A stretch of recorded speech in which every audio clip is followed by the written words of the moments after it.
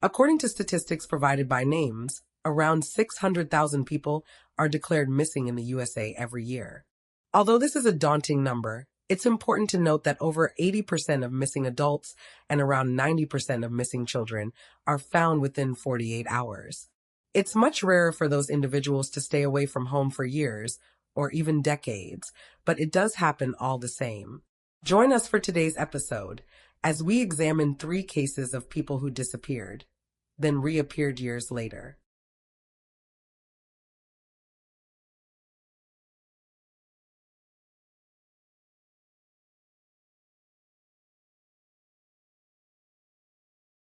Tanya Cockmacrum.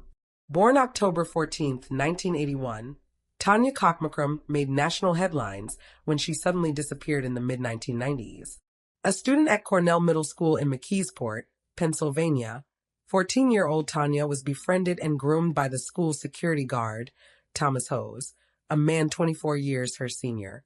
It all began when Hose caught Tanya skipping class, but promised not to turn her in. Grateful for his understanding, Tanya took a shine to the older man. Over the next few months, Hose began pulling Tanya out of class to talk, and started plying her with gifts ranging from sweets and flowers to money for cigarettes. Tanya would later reflect that she was particularly vulnerable in 1996. Her home life was turbulent as she was suffering through her parents' ugly divorce, and she had started skipping class because she was mercilessly bullied. When she told Hose of her troubles, he began convincing her that she should leave home and move in with him. After he kissed her in the stairwell, she began to believe that she was in love with the 38-year-old.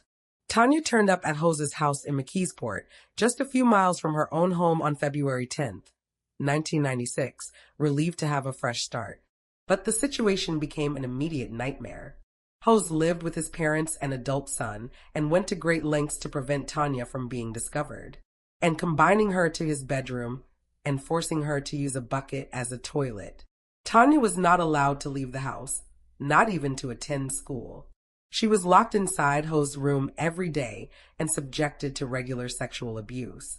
She was sustained on leftover scraps from Hose's meals and forced to record her abuse in written journals so that he could brag to coworkers and friends. Tanya later stated, "He had me keep a calendar book of our sex acts so I knew the dates." Later speaking with The Independent, Tanya explained that fear kept her inside. "He threatened to kill me in my sleep," she told the paper. "He threatened to throw me in a garbage bag and throw me in the river."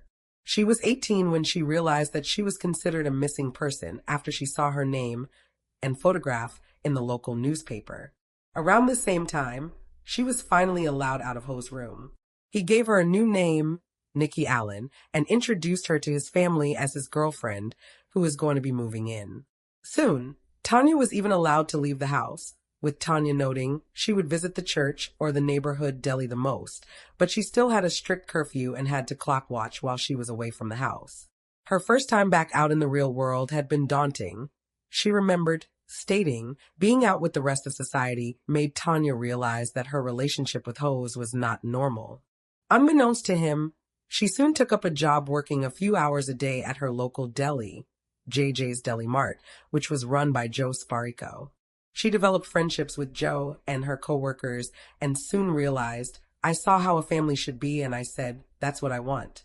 In 2006, 10 years after she had gone missing and the nightmare had started, Tanya told Joe about what had happened to her. She told him, "If you go to a website for missing children, you will see a picture of me." Joe subsequently contacted his son, a retired policeman who knew of Tanya's case. Before long, investigators had turned up at Hose's house and arrested him. In 2007, Thomas Hose pled guilty to a myriad of charges, including statutory sexual assaults, corruption of a minor, and aggravated indecent assaults, to name a few, and was subsequently sentenced to 15 years behind bars. At his hearing, Tanya read a victim impact statement and told him that she was no longer his puppet. She added, "You took away my innocence, my childhood. You made me think my family didn't want me or love me, that no one cared or loved me but you. For 10 years, you controlled me." Hose was released from prison in 2022 and is a registered sex offender. Tanya, for her part, has stated that she is very happy in life. In 2017, she co-wrote the book, Memoir of a Milk Carton Kid, The Tanya Catch Story. In 2018, she married and became a stepmother, and though she initially had a good relationship with her father after the kidnapping, she has since revealed that he believes she is partly to blame for what happened to her, which led to them becoming estranged. She is very close with her mother, however, who did everything she could to help Tanya rebuild her life after coming home. She has also since run into Joe, whom she credits with saving her from an awful situation, and the two caught up on everything that had happened in the years since.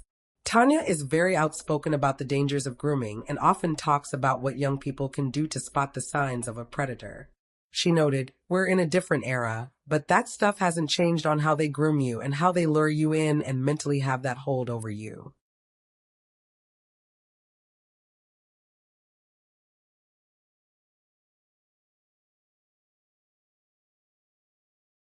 Jacqueline Rains Crackman and Melvin Uphoff.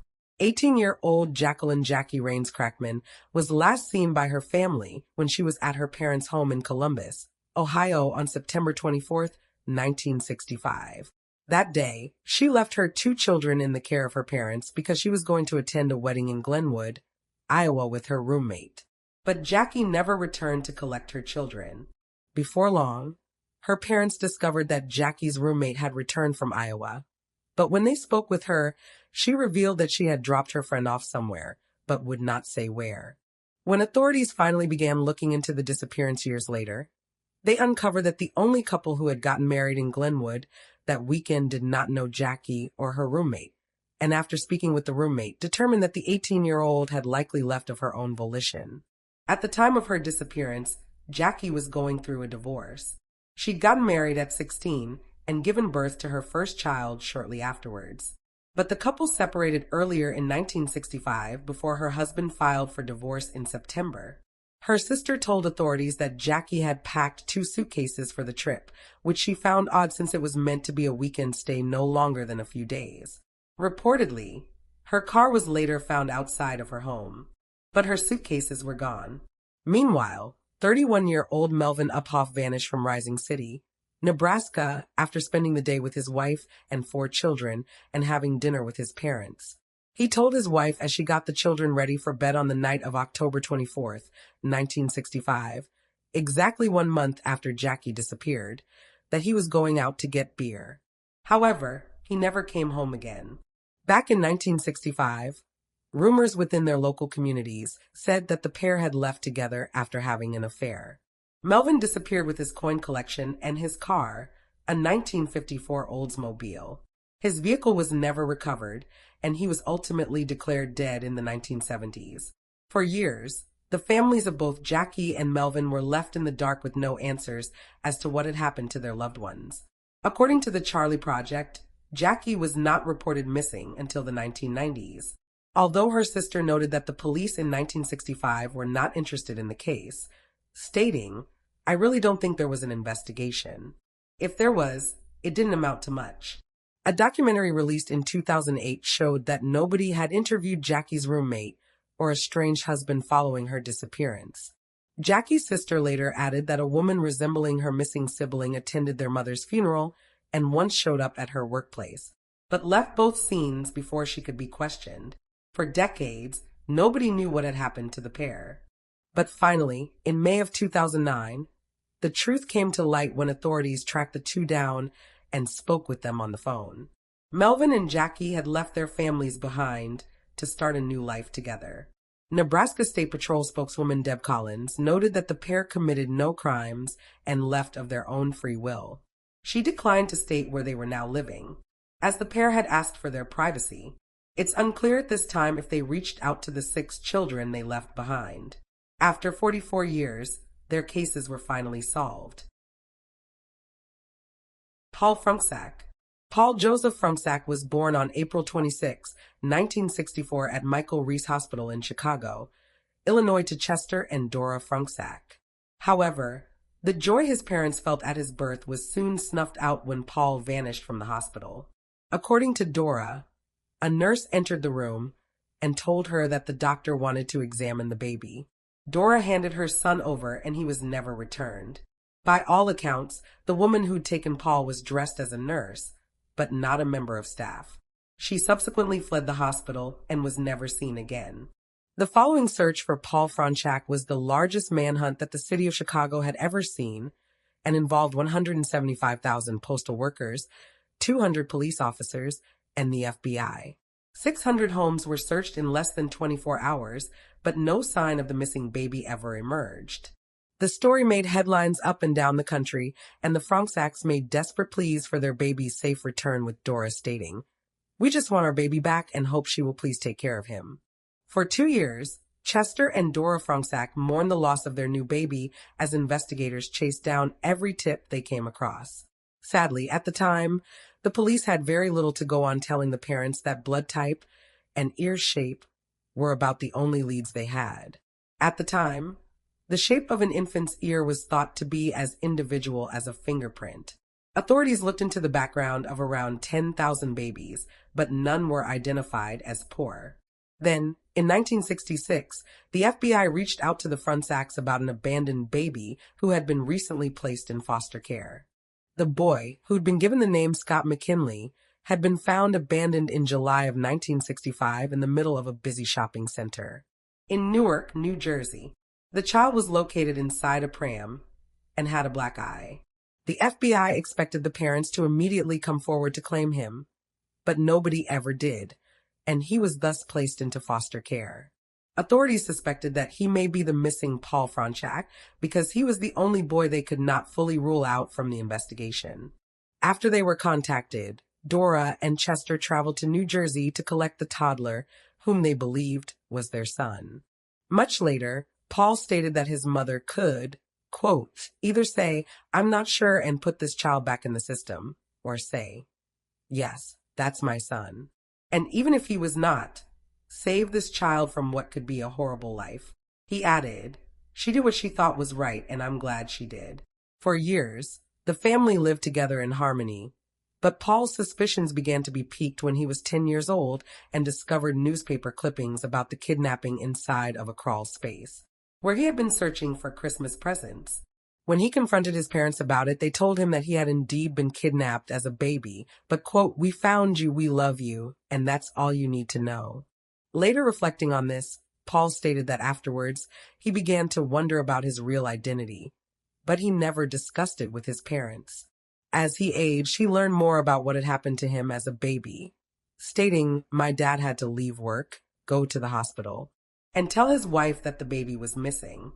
You think you're safe, you're in a hospital, and that's where your baby is kidnapped." In 2012, Paul finally gave in to his desire to learn the truth. He took a DNA test and asked his parents to do the same. To his surprise, they agreed. He recalled, the three met to take the test, but Dora and Chester later called Paul and asked him not to submit it. He did so anyway and was told there was no remote possibility that he was his parents' biological child. Paul still remembers the phone call that day when he learned that everything he knew about himself was wrong. He stated, "I just felt like my life as I knew it was ended. I felt the color drain from my face. I couldn't think, I got all sweaty. Everything I thought I knew about myself, my birthday, my medical history, being Polish, being Catholic, even being a Taurus, went out of the window. And for a second, I didn't know who I was." So who were his parents? And what happened to the real Paul Fronczak? These questions seem more difficult to answer now that Paul knew the truth about his family. The following year, a group of genealogist volunteers called the DNA Detectives took up Paul's case. In June of 2015, they announced that he was Jack Rosenthal of Atlantic City, New Jersey, born in 1963, vanished in 1965, and missing for over 40 years. Not only that, but his twin sister, Jill Rosenthal, was also missing. Upon speaking with his biological relatives, Paul discovered that all of a sudden, family members just stopped seeing Jack and Jill Rosenthal around. Their parents, Gilbert and Marie, were always offering up excuses as to where the twins were and why they weren't available to see visitors. Furthermore, the twins had been badly abused and neglected during their childhood, with one relative claiming to have seen the children sitting in a cage. By all accounts, their father dealt with PTSD and anger issues while their mother was an alcoholic. Another witness, a babysitter for the Rosenthals who cared for their other children, was once told to leave the twins alone upstairs. When the babysitter went to check on them anyway, she found them in an empty room, containing only 2 cribs. The room smelled of urine, because the sheets had never been changed and both children were filthy. She noted that Jack had a black eye.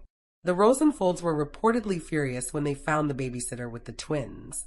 After learning about his parents' neglect, Paul stated, "My real parents were really not very nice people. I'm thankful they abandoned me because it allowed me to be with the Frogzacks. They saved my life." Paul initially believed that something tragic happened to Jill, and that as a result he was abandoned because they couldn't explain just one twin. However, in later years, he changed his mind and stated his belief that Jill might be alive. The National Center for Missing and Exploited Children created an image of what Jill may look like as an adult, though there are no photos of Jill as an infant. The artist who created the portrait based the image on those of various family members. So far, she has not been located.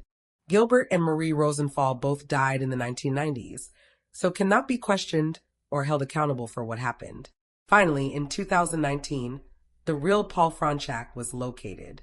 He was identified as Kevin Ray Batty, and the announcement was made the following year following his death on his 56th birthday. Before his death, he spoke with Dora Fronczak several times on the phone, but they were unable to meet before his passing. Kevin was raised by Lorraine Fountain, who'd been dating a Chicago-based doctor when she suddenly moved to Arkansas for a year before returning with the baby. However, Lorraine died in 2004, and it's unclear how she came to have the missing boy in her company. As of 2024, many questions remain in this case. It's not clear who took Paul from the hospital or what became of Jill Rosenthal, but inquiries are ongoing. Anyone with information about Jill Rosenthal's disappearance or whereabouts can contact the National Center for Missing and Exploited Children at 1-800-843-5678. And there you have the facts. Please leave a comment down below with your own thoughts and reactions.